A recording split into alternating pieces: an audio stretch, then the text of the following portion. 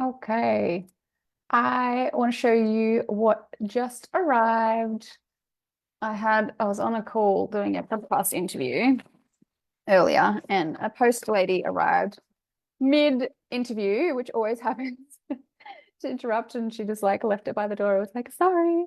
I just ran out there to get my package and opened it, ripped open the Amazon bag. Was it Amazon? Yes, it was Amazon. Amazon has put pretty gum nut patterns on their bags, which I've never seen before. And I ripped open the bag and I pulled out this and was like, oh my God, I just ordered this the other day and I am so excited because I have just started a new mastermind this year called Queen Bee, which I can tell you about if you're interested. But I wanted to order a crown because if you're going to be a queen bee or a queen, you need to have a crown. Let me know what you think of this. Oh, it's so pretty. It's actually really heavy. It's like, I thought it was going to be cheap and plasticky, and it's actually quite heavy. But I'm going to put this on and talk about getting your business to run without you or setting your business up to run without you. It's going to fall off my head though. It's pretty, but it's not attached. Anyway, who have we got watching live? And if you are there live, is setting up your business to run without you and getting your business to run without you something you actually really, really want to do? Or if you're watching the replay, is it something that you really, really want to do? I know it's a personal preference choice. Some people really, really, really want to do it, and some people just don't want to. So this is cute. It's actually not fitting on my head though. It's like it's gonna fall off unless I sit it maybe back there a little bit or do my hair up through it or something. It's not a tiara, it's an actual crown. We'll see. Hi, Laura said it's perfect. Yes, it's beautiful. Kimberly, hello, how are you? Cool. So, um, yeah, I want to talk about getting your business running without you. And I've written down a few points. I might have to take this off because it feels like it's going to fall off the whole time. I've written down a couple of points. I'll just hold it that I want to discuss, which is one, thinking about your ideal lifestyle and how you want to spend your life. Let's start with that. So when I started my beauty business years and years and years ago, would have been over 15 years ago now. Hello, Kimberly. I At first I didn't really know what I was doing. I was just like, I just want to do spray tans and start a business and have a little side hustle, whatever. And then as it kind of started getting busy and as it kind of grew and I started hiring some people, that's when I had the realization of this could run without me. Once I had some girls in there doing everything, and I realized that I was just doing the social media messages, and taking bookings and things like that. I'm like, I don't have to be here to do this. I can be at home. I can be anywhere. I can do this from my phone. So that's what planted that little seed in my head. And then that became my goal and my vision. Like I still wanted to grow a business and a brand. I wanted to be like build a brand that was really well known for hair extensions and spray tans and eyelash extensions and all of that kind of those kind of beauty services. I wanted to have multiple locations. I wanted to have a large-ish audience. I wanted to like just help so many people, so many girls to feel really good about themselves when they got the lashes done, because I knew personally when I have a tan, when I have hair extensions, when I have lashes on, I feel amazing. I feel like the best, most enhanced version of myself. And so that's the feeling that I wanted to sell to people, not just the service.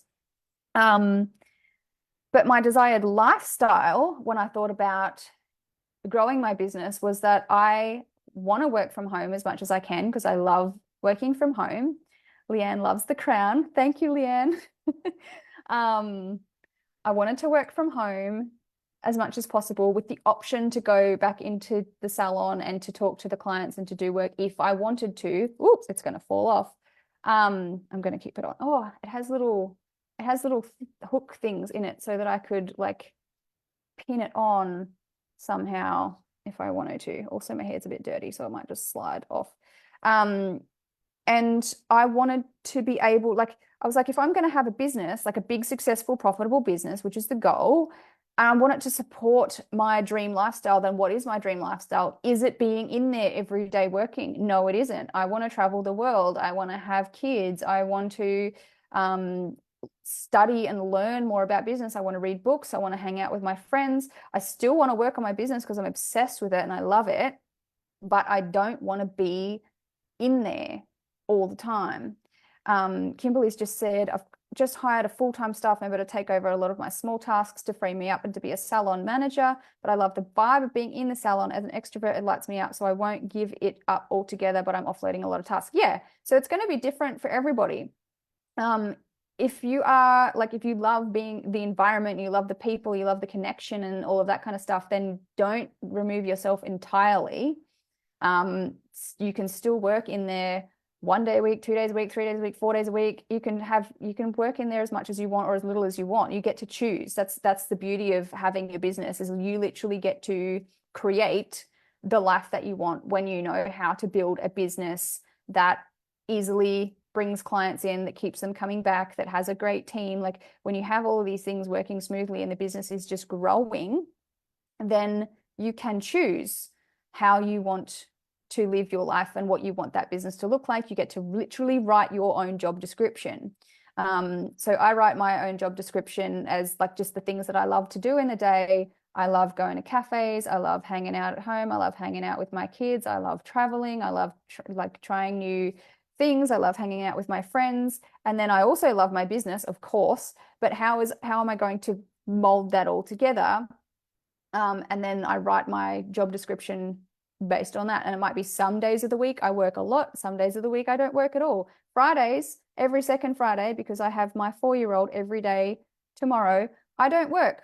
I literally just spend the day with him. There's sometimes if he's wanting to do something by himself, I'll check some messages and things like that. But the whole day tomorrow, I'm taking him shopping. We're getting some new clothes for him. Because he was always just get hand-me-downs from his older brother, and he's like, I want a new shirt, my shirts are too small. I'm like, you know what, I'll take you shopping, you can choose some things. He wants a rainbow shirt. It's very exciting. So that's our goal tomorrow. And I have team members that can keep my business running on these days, and nothing falls apart and everything keeps growing, and it's amazing. And I've been living that way for a very long time. So that's the first question that you have to think about. Like, what is your desired lifestyle? If you don't have it right now, it doesn't mean you can work towards it. You can have it by the end of this year. That's what I'm helping people to do in my Queen Bee Mastermind this year. It's like literally the goal. By the end of this year, your business can be running without you, or sooner. It really can.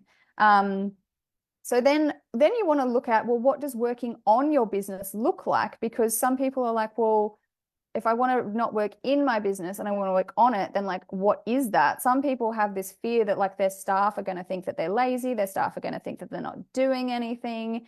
And what I just said, like, I go out and live my life and do stuff while my business runs. Yeah, people could think that I'm lazy, but I'm not. I'm actually working on the business, and I just don't work 9 to 5. I can work sometimes late at night. I can work sometimes early morning. I can work sometimes while I have breakfast at a cafe. But I'm still working on growing the business all of the time. And I'm very clear and transparent with my team, that they know what my role is, and they know what their role is. And working on the business for me looks like always educating myself, because I know when I stop learning, I stop growing, and I stop being motivated, and I stop being energized if I'm not stretching myself. So I'm always reading business books or listening to business books in the car, or podcasts, mostly books though. Podcasts are usually trying to like promotional, like they're good, but I know books, like actual written books, I'm going to learn more from than podcasts usually. Because it has a purpose, has a goal, has one topic. Fix the crown. Fix your crown. We're going to be adjusting the crown. Okay. So educating myself, that's one thing that I do. I'm always thinking about marketing, sales, improving the customer experience. How can we make things better for the clients? How can I make things better for the team?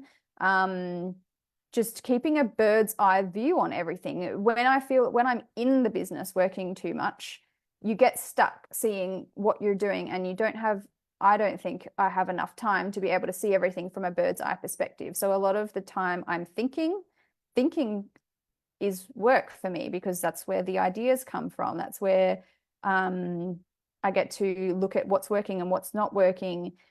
Journaling, writing down things is a big part of my role, because that's how I process information and come up with ideas and make plans of how to grow. So a lot of it is reading, learning, thinking, writing, journaling. Also, I like to do my advertising, marketing, sales activity. I could outsource that, but I like it and it brings me joy. So that's my working in the business tasks, I do my own content. I set up my own ads, etc., as well as doing it for other people. But what does working on your business look like for you? And I want the freedom to be able to do that from anywhere. So even when I had my salons, I was working from overseas sometimes because I was traveling. Sometimes I would just take time off and go travel because I knew it would be fine. But I went overseas for like 2 months once and was just like running my business while I was traveling, and the girls were in the salon keeping everything going. Yeah. Then the other mindset perspective that I think some people have this and they see it this way and other people just don't, is that your business is a product that you can sell, that you're building. You can be really, really emotionally attached to your business, so much so that you have these relationships with the clients and the team, and like it becomes your whole identity and it becomes your whole life. But the reality of business is that it is a product that you have built that you can sell.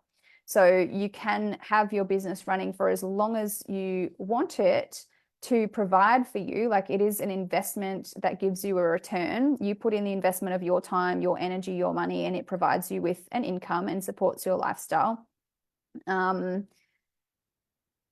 also you can keep that as an asset that, keeps paying you for as long as you want it to, or as long as you want to work on it. Or you can use it as something that you are building strategically to sell for a profit, similarly to if you were to buy a house or an investment property and, do it up a little bit or hold it for a few years or whatever, and then sell it for a profit. You can do that with businesses. I did that with some of my salons. Some of them I opened and I set it up and I ran it for a year, and then I sold it to someone else.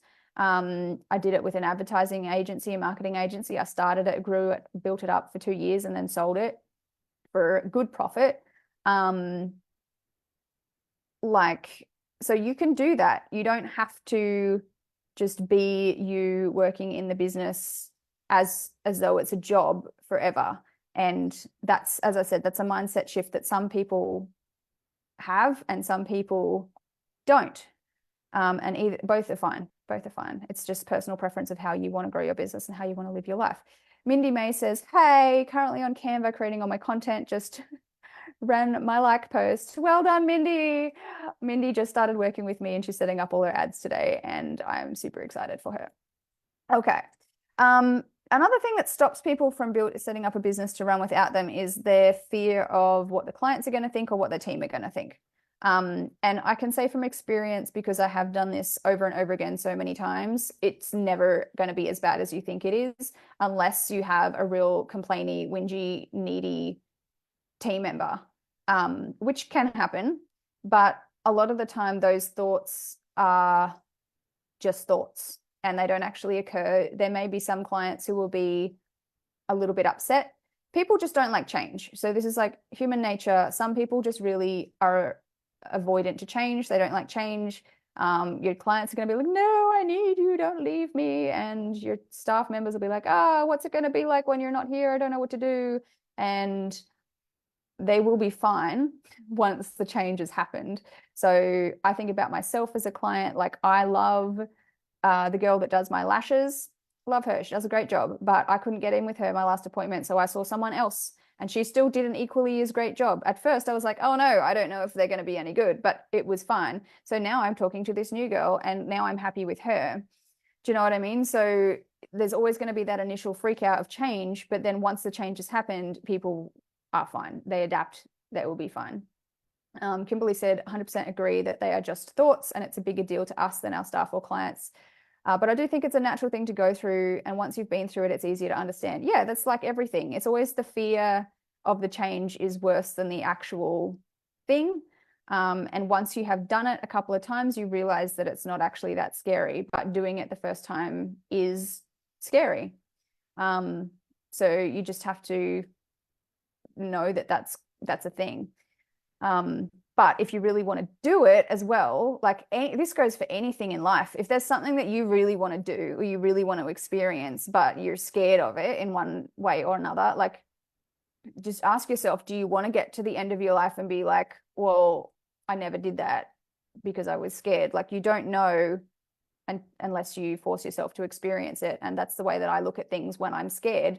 Do I want to not do this just because I'm scared, or do I want to try and do it anyway and see what happens? And always, I can go back to how things were as well. That's the thing. Like it doesn't have to be a permanent change. You can go back. You can do things and then you can change things and then you can change them again. It's fine. It's just your life, you know? You get to choose.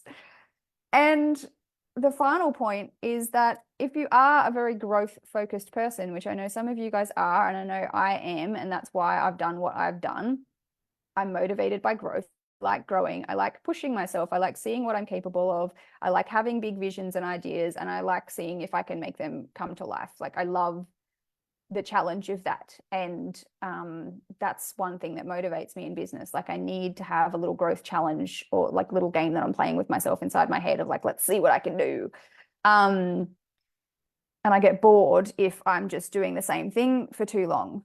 I just don't like to do that. So I always need to have some kind of new goal or challenge or something that I'm aiming for. But if you are working in your business too much and you become too busy, your business simply cannot outgrow you. You are the bottleneck.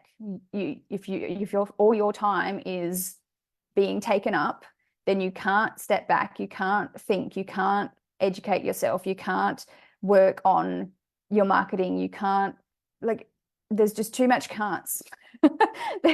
You're literally holding yourself back by making yourself too busy. So if you want your business to be able to grow to a bigger level, you have to buy yourself more time. And the only way to buy yourself more time is to hire people who can take things off your plate and do them for you. And yes, that is scary as well. And that takes time as well, because you have to put ads out there, you have to interview, you have to train, you have to manage, you have to lead. But everything isn't like it's an investment of the time and money now to buy you back more time and money later.